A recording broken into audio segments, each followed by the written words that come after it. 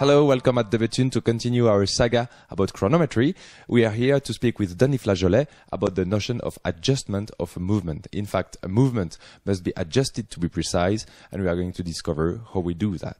Quand on fait une conception dans une montre, on doit prévoir son réglage en conséquence, donc son oscillateur, on doit le prévoir en conséquence de dimensionnement du mouvement et de son utilisation. Si c'est une montre bracelet, on va être dans des fréquences plus élevées que si c'est une montre de poche, pour qu'il soit moins perturbé lors des mouvements du poignet et des chocs. On transmet à l'horloger une montre qui est censée avoir une bonne précision. Mais ensuite de ça, il doit assembler les composants, c'est-à-dire avoir son balancier, son spirale, et le travail de l'horloger régleur, ça va être de le faire fonctionner correctement dans les différentes positions que la montre va être portée. Et donc, il va devoir démarrer par un équilibrage parfait de son balancier, qui va être en fait son point de départ, son point zéro.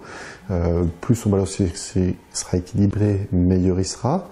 Ensuite de ça, il va devoir centrer son spirale le mieux possible. Ensuite de ça, il va commencer à tester son balancier spirale à l'horizontale.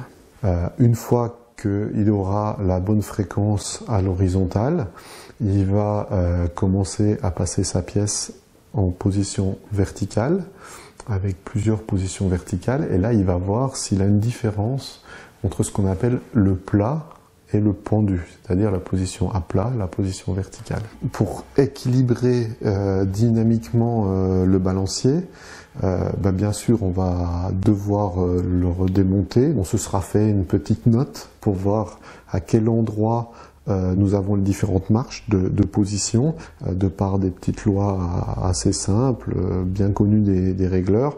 On va savoir de quel côté, en fait, il faut enlever de la matière pour pouvoir rattraper un écart de marche de l'autre côté. Il va refaire ce qu'on appelle son ticket, c'est-à-dire ses contrôles de marche sur l'appareil qui permet de faire la marche journalière.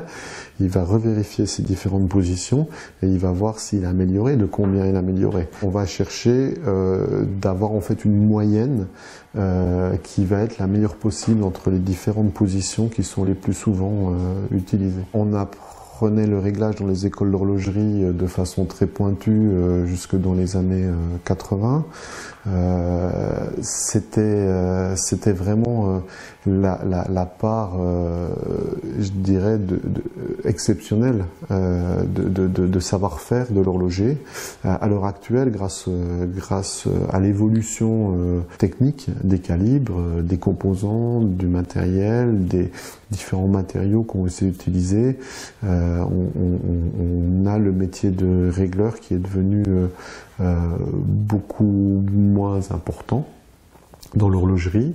Dans la haute horlogerie, il est encore important parce qu'on va chercher encore d'être dans les 6 à 10 secondes par jour, mais dès que on reste dans des phases d'une trentaine de secondes par jour, je dirais que ce qui est fait automatiquement est presque maintenant bon du premier coup.